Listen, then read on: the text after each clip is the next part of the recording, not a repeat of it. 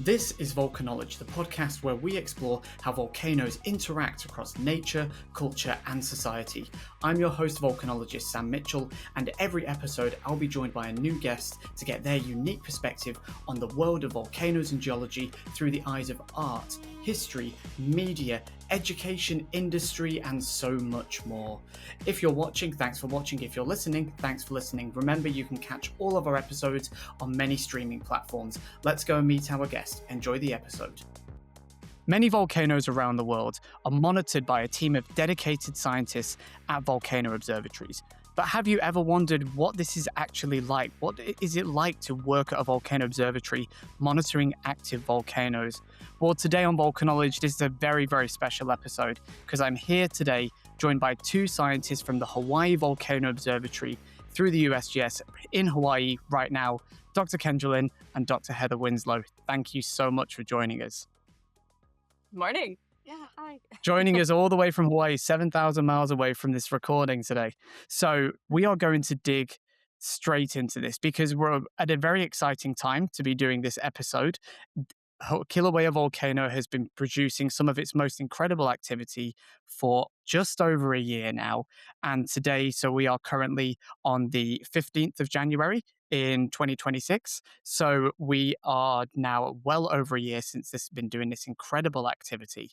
And it would just be incredible to hear, one, how you got into this, but what it's like to work at this observatory during this incredible period of activity. It's a really, really exciting time, I imagine, to work at a volcano observatory. So we'll do some introductions. We'll start with Kendra, and then we'll go with Heather. Tell us a little bit about yourself and what you do at the Hawai'i Volcano Observatory. Sure. I'm really excited to be here today and talk about careers in volcano science. As Sam said, my name is Kendra, and I've been a research geologist at the Hawaiian Volcano Observatory for the last just over 5 years. And I have a rather strictly geoscience-oriented career path to get to this point. So I have a bachelor's in geology from Winona State University. I did my graduate work here in Hawaii, actually. So I was over at the University of Hawaii at Manoa for graduate school. And I actually studied Kīlauea for my PhD. So I have many years of deep roots and connections here, both scientifically and personally, that make this an extremely fulfilling place now to have a career. And have been in love with Kīlauea and its various eruptions for a long time. My specialty is petrology and geochemistry. So at HVO, which is our acronym for the Hawaiian Volcano Observatory, I'm the resident petrologist, and I think a lot about how rocks and minerals are formed, where they come from, how the magmas are made, and how the eruptions are triggered. So it's kind of my kuleana here, or my responsibility here among the staff. Wonderful. And Heather. Yeah, awesome. Yeah. Hi, I'm Heather, and I am a Mendenhall postdoc fellow. And so here at HBO, and so with that, I'm in kind of a temporary position. And this comes after finishing a PhD. I was able to get this postdoc position and have, this once in a lifetime opportunity to come work at such an exciting place. So I feel very fortunate for that. My specialty is similar to Kendra's. I'm a petrologist, and I really emphasize the crystal records and what they're telling us about the plumbing system of a volcano and timescales of those processes.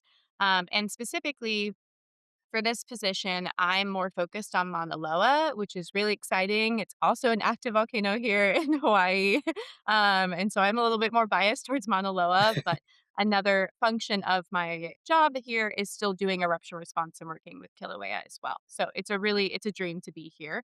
And prior to this, I did both my master's and PhD at the University of Nevada, Reno, and I worked in subduction zones in Chile and the Andes.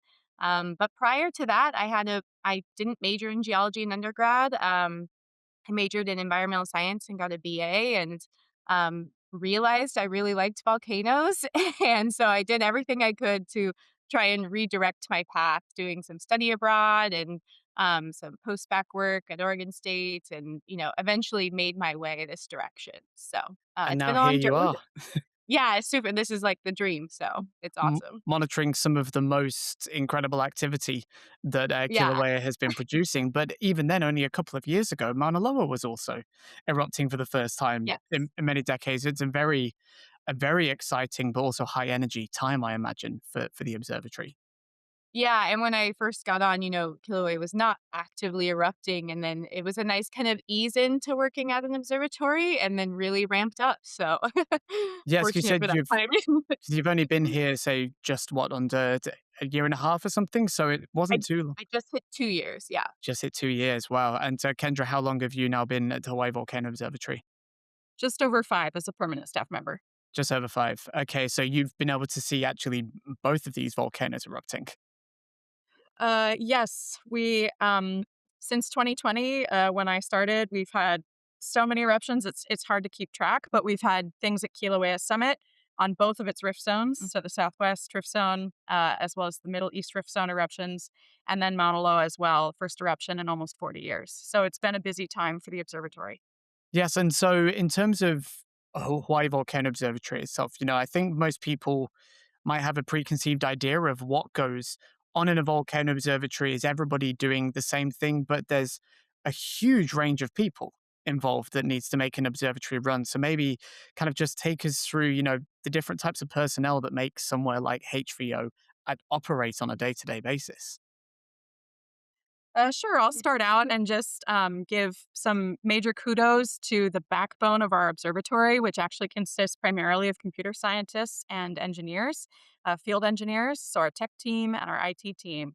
These folks single handedly build instruments, deploy instruments, maintain these instruments in rugged and remote terrains across an island that has very challenging topography.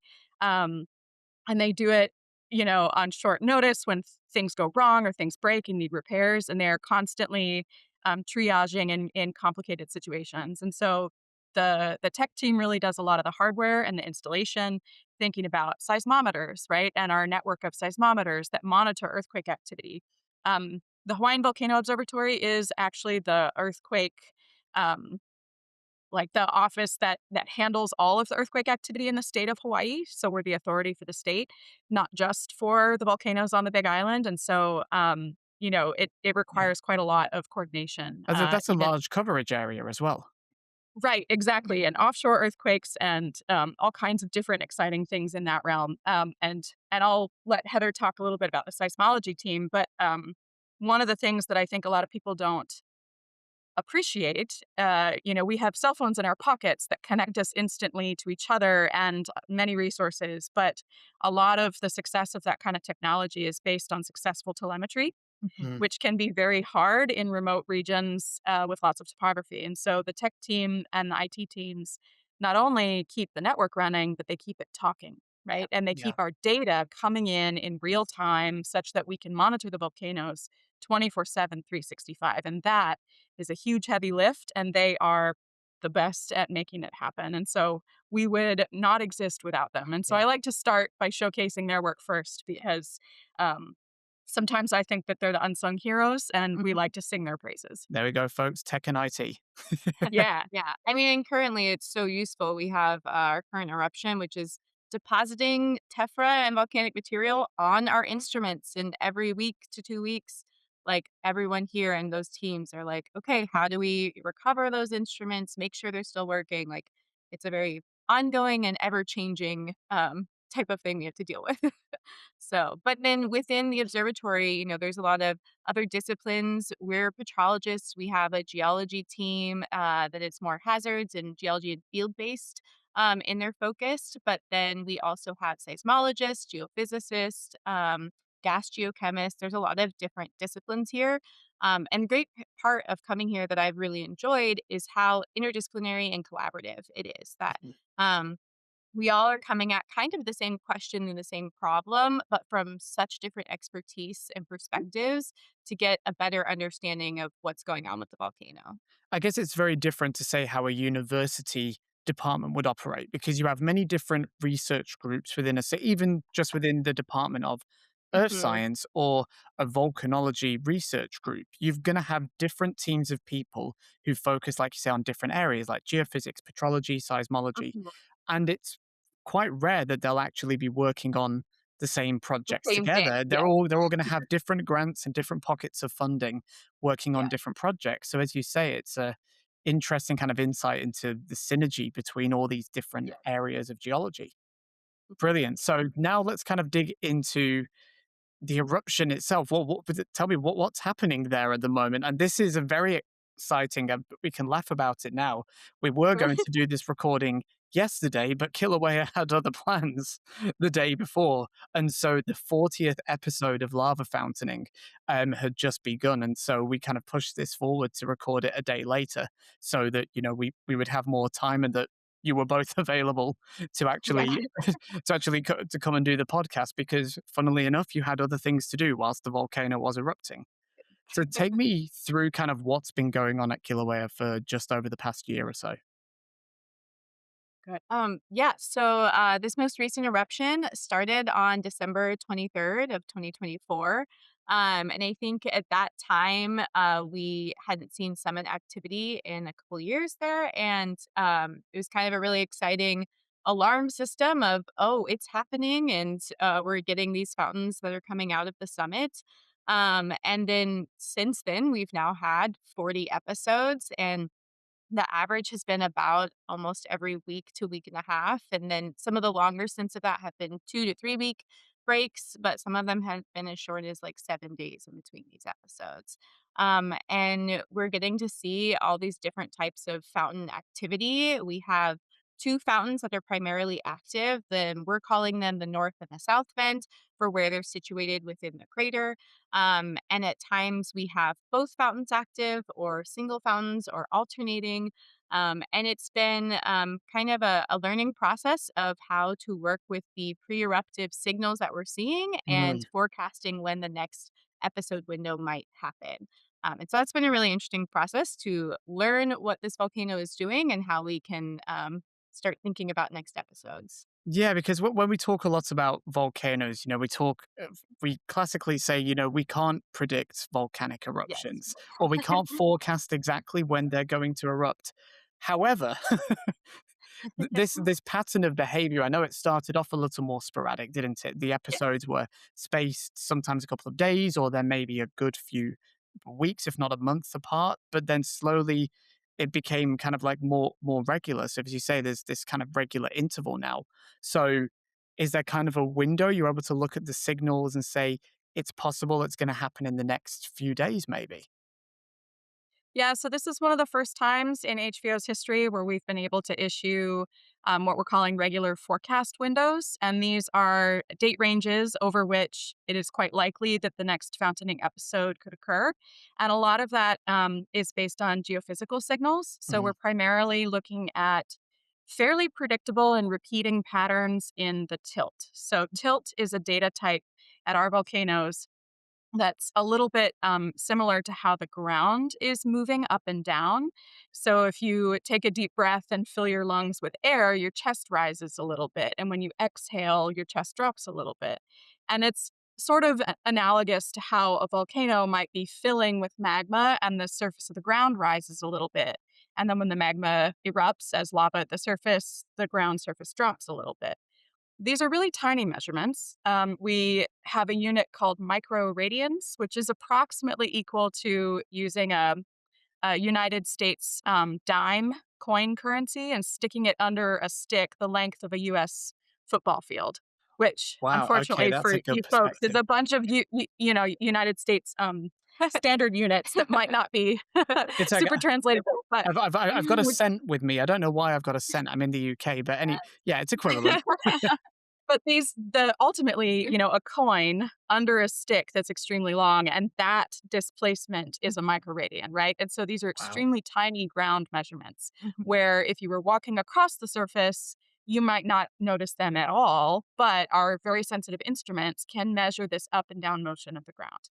Mhm. Basically, this tilt translates into the reservoir pressure. So, how much magma is kind of blowing up that balloon, another analogy for you or metaphor, to raise the ground surface. And so, over the last year, we've actually seen very predictable up and down patterns that have allowed us to do some curve fitting. Huh. And so you can fit curves to these things and model and project, well, based on this rate of tilt, it's likely that the next episode would be within this date range, right? And so every 24 hours, our staff reassess the models and take a look at the past day's behavior and modify that forecast window. And it gets fairly accurate the closer we are to the eruptive window.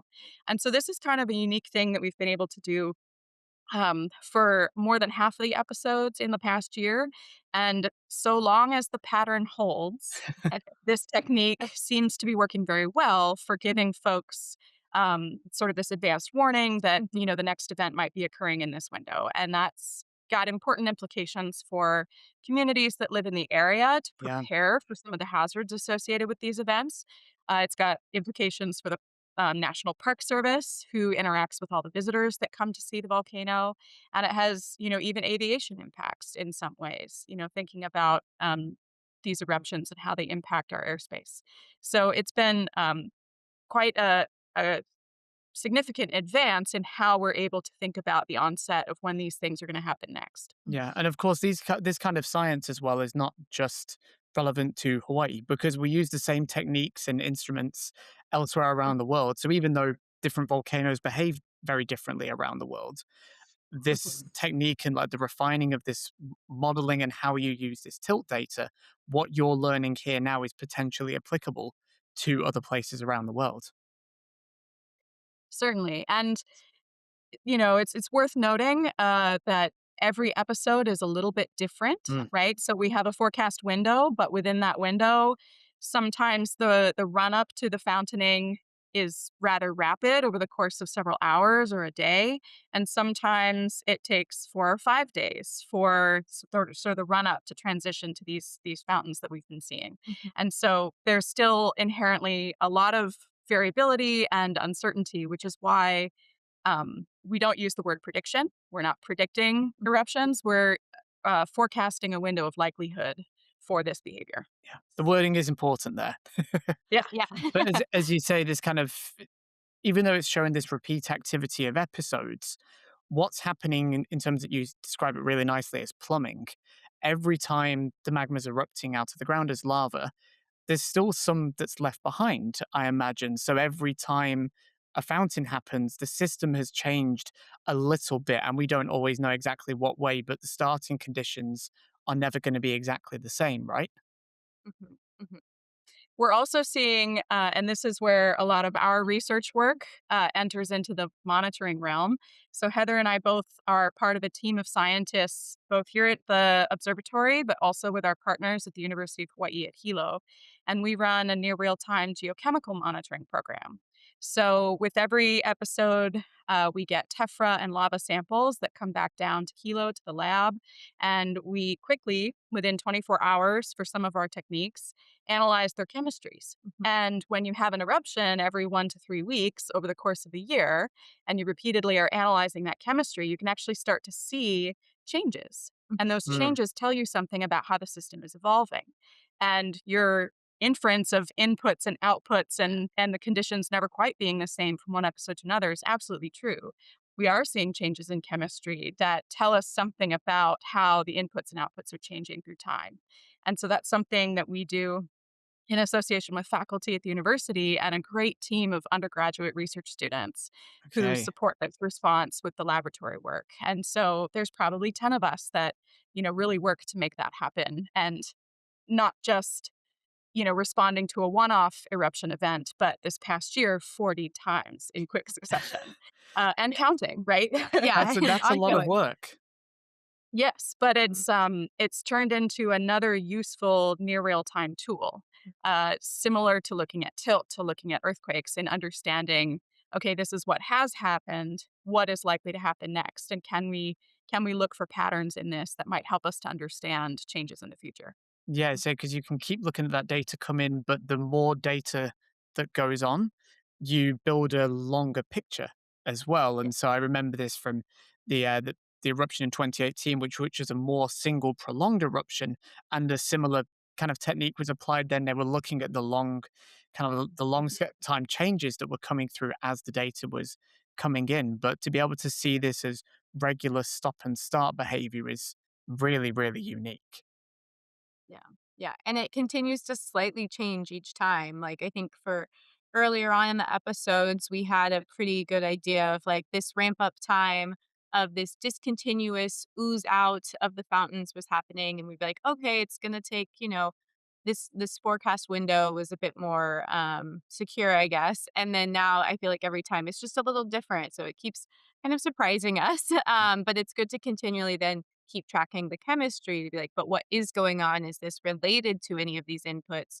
And then how that also correlates to any changes that we're seeing in the other data sets with seismicity and tilt. Okay, yeah, because one of the difficult things with all eruptions, we've got that lead up and forecasting to an eruption beginning, but one of the big questions in volcanology will always be, when will an eruption end? And I know we can't make any like speculation or inferences as to when this will be, but potentially these kinds of data sets might help you identify, oh, something Mhm. seems to be happening in the data that might suggest something.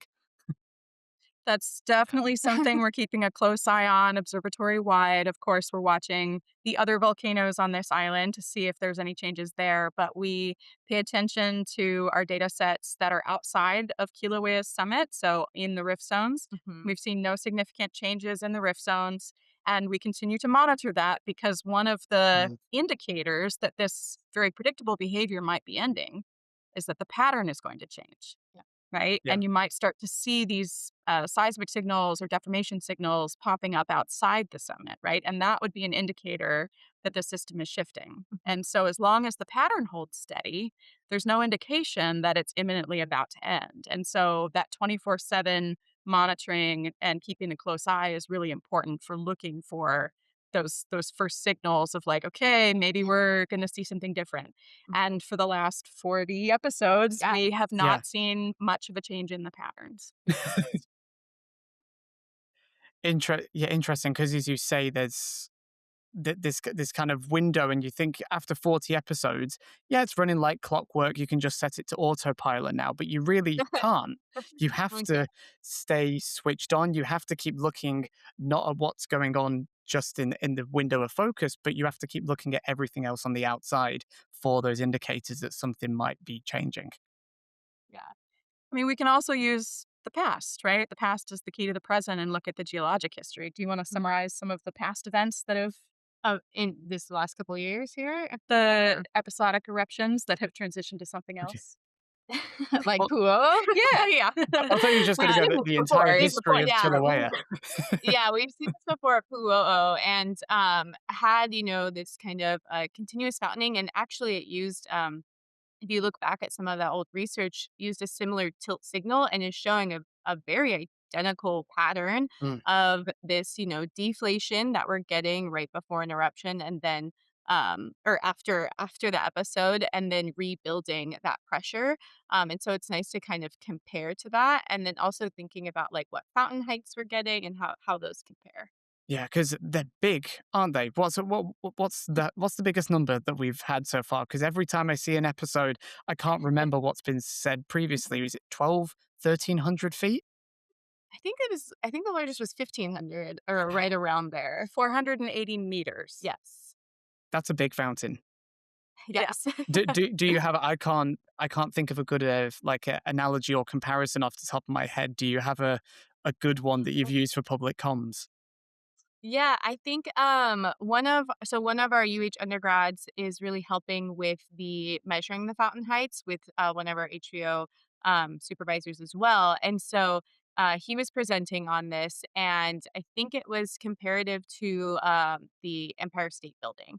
And so I think I can't quite remember if like if you include the antenna or not, but it had like surpassed the Empire State Building maybe without the antenna or something like that. Wow. So And yeah. just for perspective here, but this is a fountain of lava coming out of a single vent in the ground, going straight up. Well, but actually not always straight up. We've seen Not always straight up.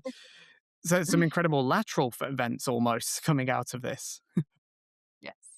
Yes, there have certainly been a lot of episodes where due to the geometry of the vent at that time, that instead of being a vertical fountain, it's quite inclined and it's directed more as a sort of horizontal spray. So if you think about a garden hose and Yeah. putting your thumb over the opening and then you start to direct that spray of water, it's mechanically very similar. And potentially well-known event now, episode 38, Yes, had a lateral fountain that tell us about the poor camera that we lost. yes. Oh, So the camera. one thing that we haven't stressed yet, but should, is that this eruption for HVO history is somewhat unique because we have 3 live streaming video cameras positioned in different places around the summit. So it's highly visible globally, and you can tune in 24/7. Over the holidays, my family had it on the TV like the Yule log. It was actually quite nice, the ambiance. Um, Were you not like, no, no, and no, this it's the holidays. I don't need to see this right now. I'm off the clock. we so episode 38, which was fairly recently, we had a lateral south vent fountain that was directed almost directly at one of our live streaming cameras, and Mhm. its final moments of footage that it transmitted were quite dramatic. Yes. And so if you search for that on the internet, you will find it, and it gives you a sense of the scale of these phenomenon. The camera was situated in a closed area of Hawai'i Volcanoes National Park in a high hazard zone. And the whole reason the camera was there was so that we didn't have to be, Yeah. for this exact reason, right? That it's safer for this equipment to be there than for humans. Mhm. Um, and it was buried under, I think the final number was something like 30 meters of Yeah, yeah. tephra I or think it ended up something. being Oh, so after the fact, they went back to kind of retreat. It was under 30 meters of ash? It spatter, tephra. Yeah. bombs Oh, and okay. spatter, Oh, so tephra, it was thick material that was It going was down. coarser material, yeah. and welded. Yeah. So there's no digging it out, even if you're motivated, right? And So so it that hasn't is, been retrieved. It's oh just no. No, it's gone. And the material was molten when it was falling on the camera, so there's not much to retrieve in that sense. yeah. Its telemetered clip as Yeah. the camera died was the last of its data. And there we go. Props to the tech and IT team and their good Yeah, telemetry, exactly. right? For capturing the last seconds. And within 2 weeks, certainly before episode 39 had started, our geologists and the tech team and the IT team had redeployed a new camera in a different location to provide that, continued monitoring coverage and public visibility so that folks, who aren't able to be here in person are able to witness these events and learn something about the volcanoes here. Yeah, because obviously you've got a very close relationship, of course, with the Hawaii Volcanoes National Park, and they're kind of doing the hosting duties, I guess, of the people who are coming from all around the world, just hoping because people know now that if they go Mhm. and then maybe they're looking at the forecasting when planning their vacations around the Yeah. timings. Do you know if the park have seen kind of like that flux of people trying to come at the right times? I imagine everybody's already there waiting. Yeah, I think there is definitely an influx of people coming and planning vacations. And that's why we try to put as much info about both safety and planning online and referring to the park for their guidance Mhm. of if areas are closed for safety, and if not. But it does get I think we have seen an increase in the public viewing, which is part of the really great part of the live stream is that if the traffic gets bad, if it's crazy, you can still watch it online, or people are, really watching it to be like, okay, when should I go up? Like it's seeming like it's starting to ramp up. Yeah, because it's So got to be busy. Like you said, it's only this last episode lasted 12 hours, if it's just a little yeah, longer you than have that. to go right away. Like once we start to see it ramping up, we there is an increase in traffic to the park of just like in expectation of it. But sometimes that can last a couple of days. So Mm. those couple of days leading up to it, sometimes people are just getting lucky of if they got up on the right day. But there is definitely an increase. VolcaKnowledge is proud to be sponsored by John Wainwright & Co. through Wainwright Aggregates and Brunton, Wyoming, making the world's most reliable compasses, professional transits and navigational tools. Since founding in 1891, John Wainwright & Co. are one of Southwest England's largest independent quarrying companies.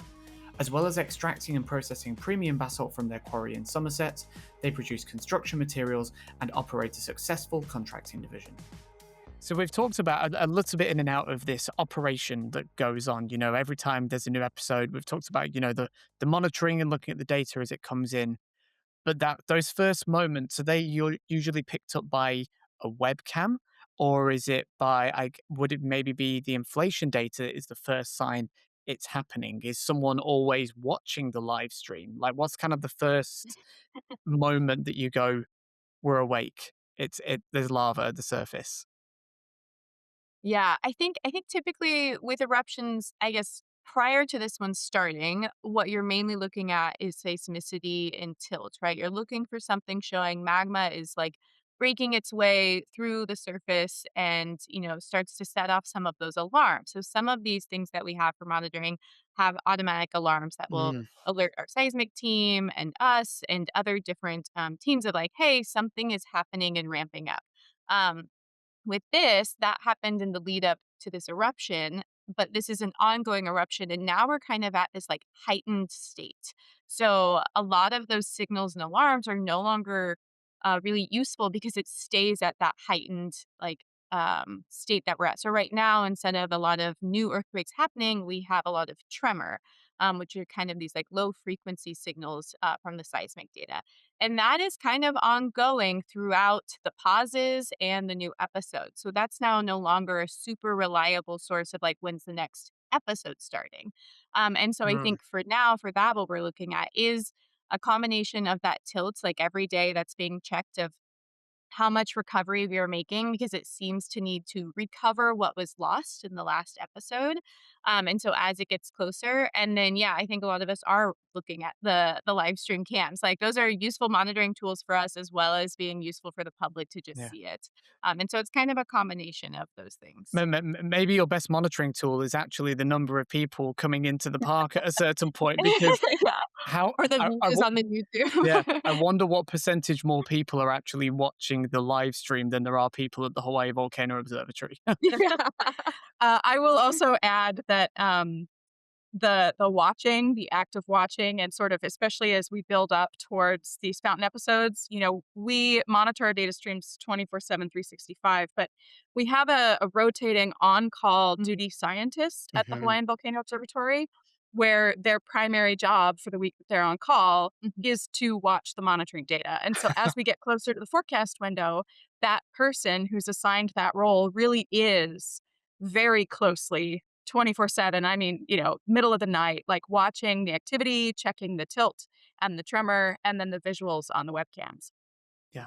One thing that we have learned in the last year is that the fountains themselves are usually preceded by some period of discontinuous activity where lava begins to sort of overflow the vents in a very Mm. effusive and gentle way, and then it'll drop back down in the conduit, and then it'll come back up and overflow again. So it's this sort of discontinuous behavior of this more gentle activity at a couple hours to a couple of days in length. And so when that starts to happen, our duty scientist, like, engages at an even higher level of Yeah. kind of watching these transitions, right? And the transition between the discontinuous activity and the fountaining activity can happen over the course of as little as a few tens of minutes, right? And so when we start to see that particular window of ramp up, that's when we issue public facing notices. That's when we issue alerts to our partners, not just the National Park Service, but also Hawaii County Civil Defense, Mhm. uh, and also the state of Hawaii Department of Health, just because of some of the hazards associated with these eruptions. And so there's right after an episode ends, there's a period that's not so intense in terms of the watching because you have a few days or Yeah. weeks. And then as you get closer to the start of an episode, um, all of us, but primarily that duty scientist, really, keys in on these data, and that is their primary function. It's a really, really interesting kind of way to think about how a work week is structured, because everything builds up literally just like your data sets are, is kind of the work.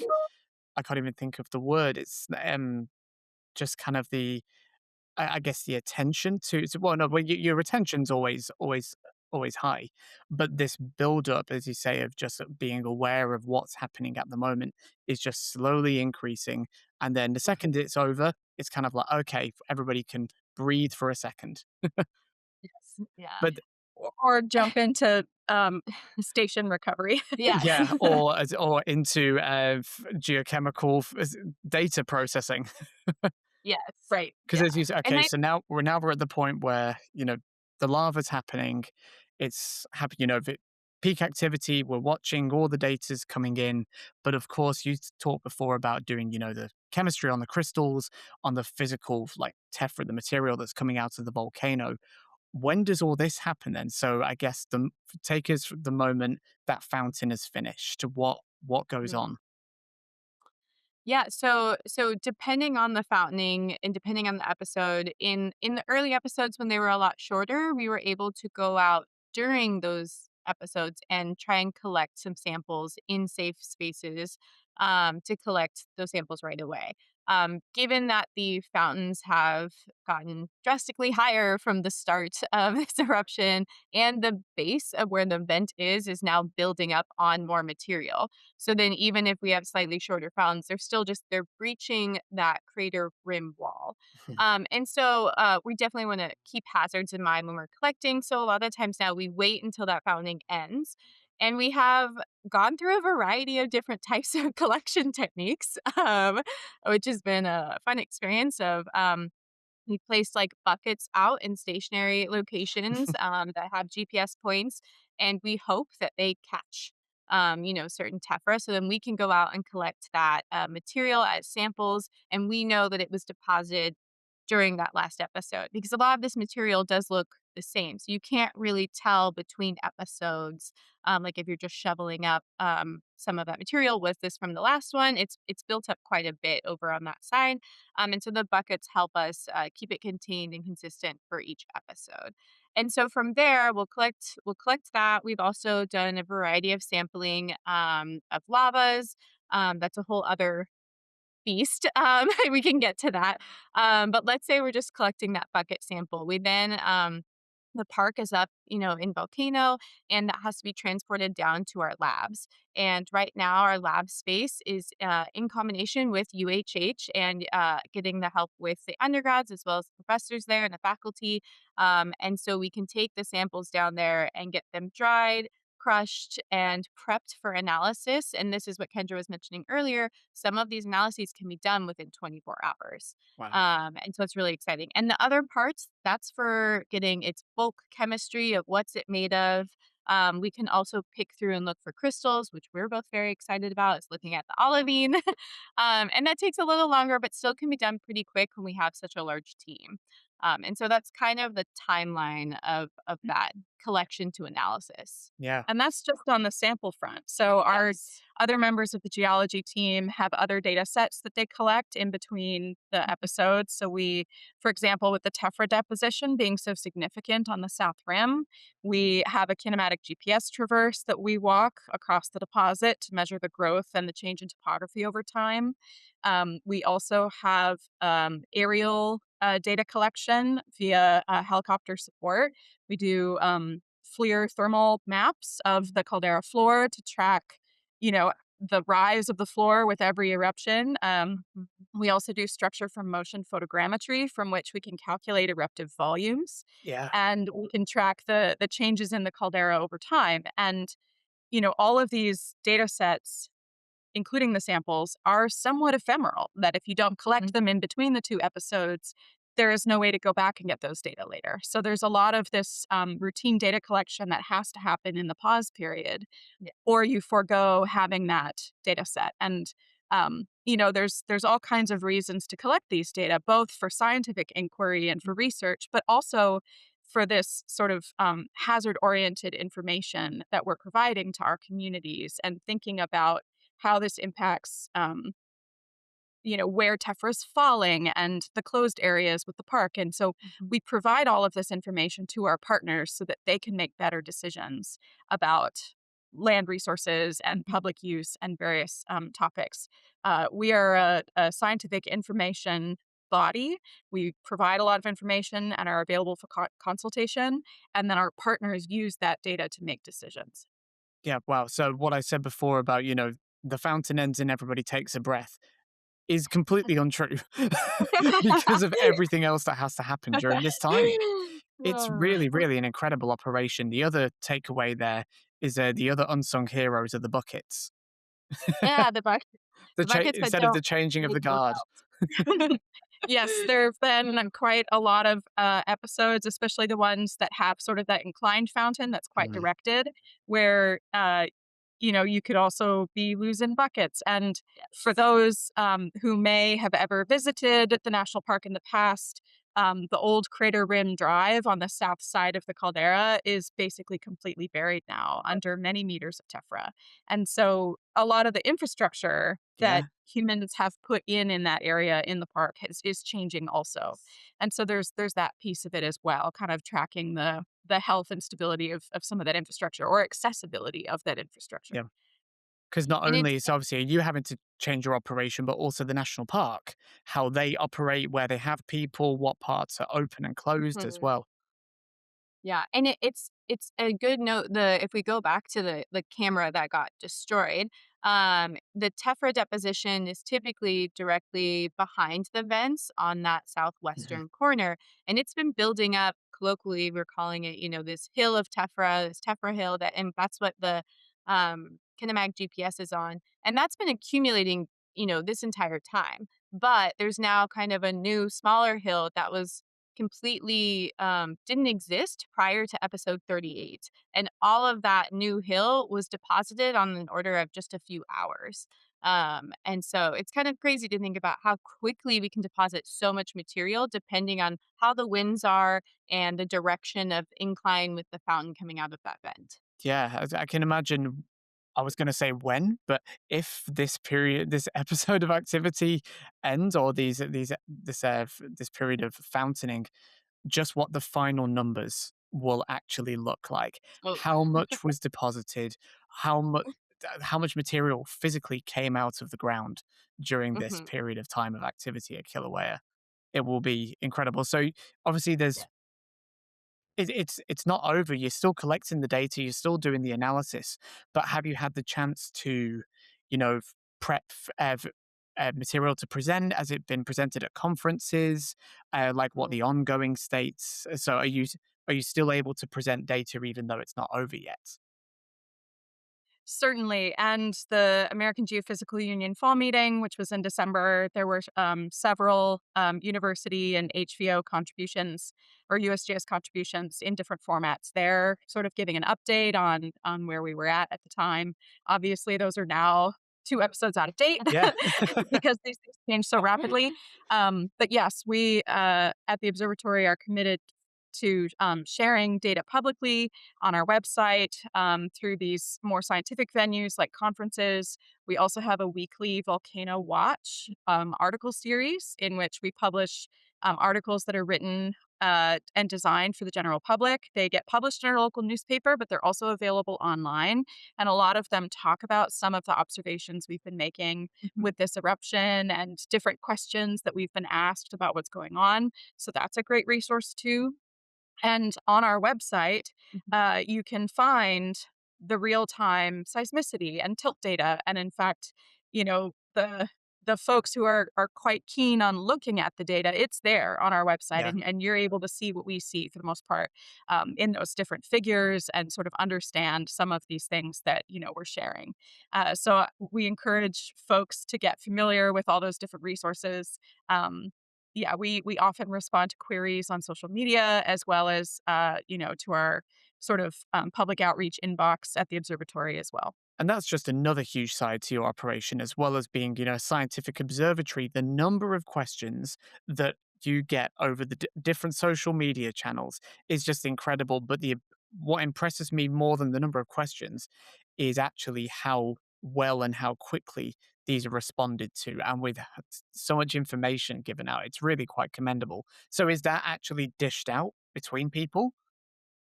Yes, this is a good time for us to give a shout out to the broader Volcano Science Center. Yeah. So there are actually 5 volcano observatories in the United States, and we're all under one Volcano Science Center umbrella. And so a lot of our social media support comes from colleagues who might be located in at the California Observatory, the Cascades Observatory, and we get a lot of support from those colleagues in Mhm. many ways, including field based, but a lot of it too in the online presence. And so when we talk about HVO and how it takes a team here, it really takes a big team, You make more, yeah. including, Yeah. all the folks that are, you know, really trained to think about volcanoes and how they impact society, not just in Hawaii, but in the continental US as well, and Alaska.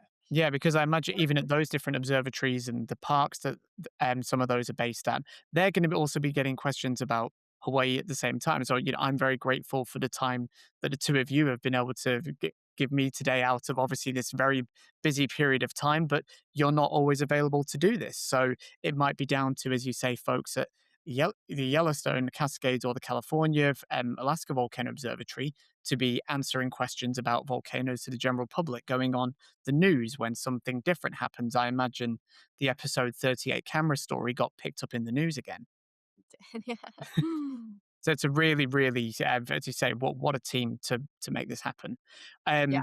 Kind of one of the wrapping up things is there's got to be different paths to go and working in a volcano observatory. Like Heather yourself, you said you didn't do a geology background, but you found yourself steered there out of interest. But then you also, of course, talked about the tech and the IT team. So if somebody thinking, oh, maybe I don't know, could I work at a volcano observatory? It'd be what are some of the different routes that people come out of in life? Yeah, I think, we have highlighted, like, if you're interested in IT and tech, that types of thing, those are really useful. I think a lot of what I didn't realize before coming here is, like, we need a lot of instruments to be built, and you need to be familiar with kind of like engineering and building things. And that is like not my expertise. And so that's another way to get involved, is having those types of skill sets. And then one way to kind of get like, a taste of it is that there are volunteer programs at the observatory. So you can be a volunteer and kind of dip your toe into seeing what might be a good fit for you and just getting some of that experience. We also have folks on our staff with backgrounds in archaeology and graphic design and public communications. So each observatory has a public communication officer. Um, we have all kinds of different perspectives that come together to solve these problems. And it's Mhm. not just different science perspectives, but also different life experiences. You know, veterans and non-traditional students and students fresh out of undergrad that come and work as a physical science technician. And one of the things that I like about the different needs that we have is that traditional geology is often stereotypically portrayed as boots on the ground, lots of hiking, camping. It doesn't have to be that way. I mean, we have one of our undergraduate interns is almost 100% lab based, Mhm. lab Yeah. oriented, and so there are places in the observatory needs for all kinds of different folks with different skill sets, but also different preferences and interests. And so I think that's one of the strengths of our group. And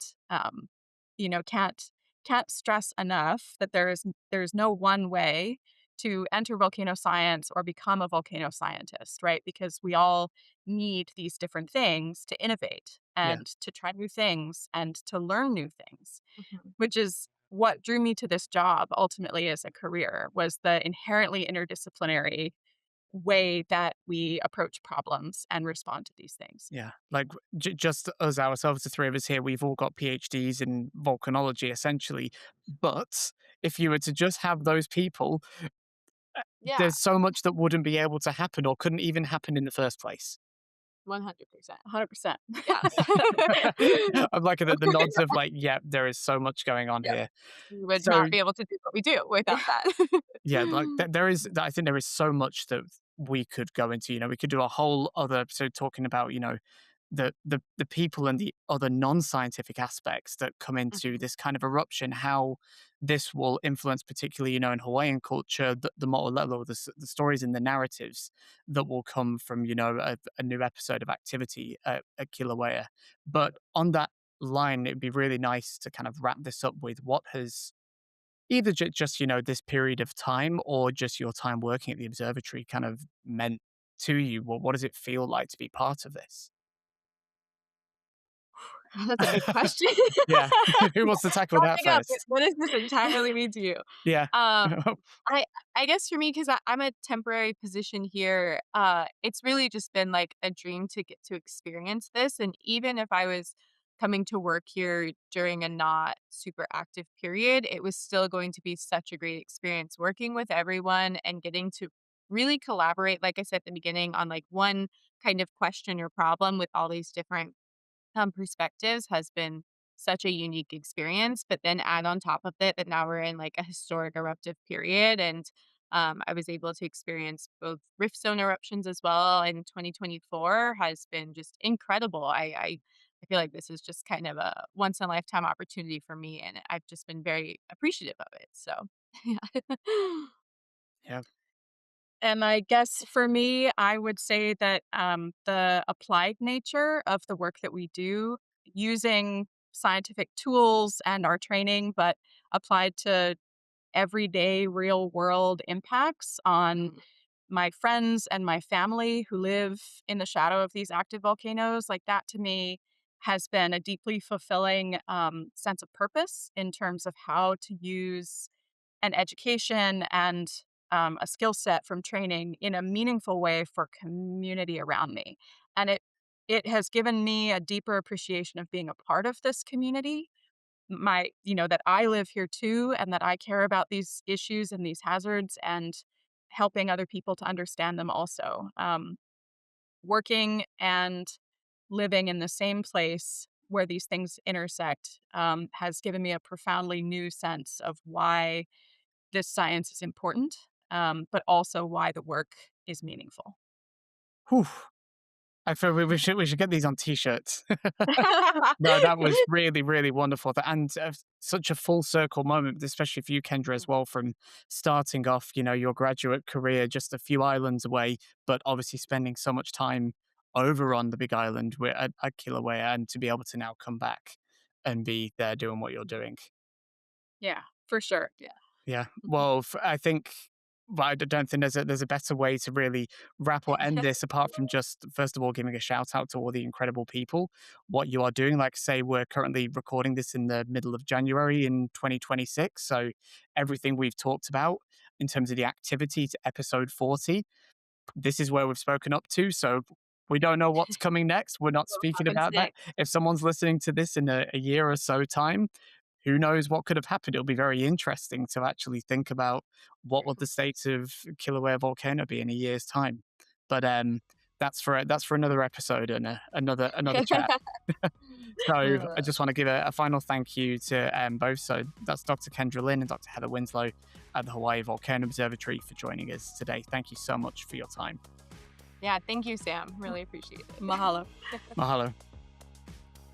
Thanks for tuning in for this episode of VolcaKnowledge. Remember, you can catch all of our previous episodes either through our website, www.volcaKnowledge.com, or you can follow us on Spotify, Apple Podcasts, wherever you stream your favourite podcasts. You can also watch all of our episodes on our YouTube channel, VolcaKnowledge, and don't forget to sign up to our social media channels at VolcaKnowledge through Instagram and Blue Sky. Please leave us any feedback and comments and topics maybe you want to see on a future episode. Thank you for joining and see you next time.